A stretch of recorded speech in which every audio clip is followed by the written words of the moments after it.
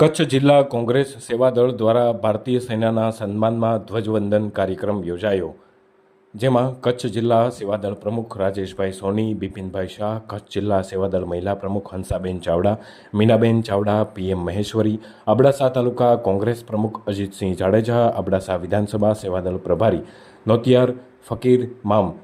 નોતિયાર ઓસમાણ મુન્નાભાઈ જાડેજા, પરજાઉ ધર્મેન્દ્રસિંહ જાડેજા, અકરી જિલ્લા પંચાયત સદસ્ય Sureshsinh Jadeja, રઘવીરસિંહ Jadeja, care રમધાન, care જાકબ, મોકરસિંહ હાજીદાદા, વિપક્ષી નેતા દાદાભાઈ જત, સલીમ અહમદ ખલીફા, ગંભીરસિંહ સોઢા, મોહનસિંહ ગઢવી, નિત્યાર અસલમ, મંત્રા આંદોરભાઈ, મહામંત્રી જાંભા સોઢા, માજી તાલુકા પંચાયત પ્રમુખ ઇકબાલભાઈ મંત્રા, શોકત સુમરા, નાડે રમજાન, કેર ઇકબાલભાઈ તુરિયા,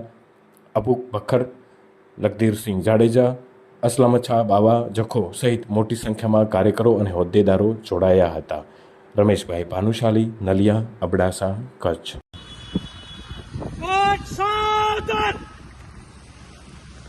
एक साथ राष्ट्रगीत शुरू कर। हे मातरम वंदे मातरम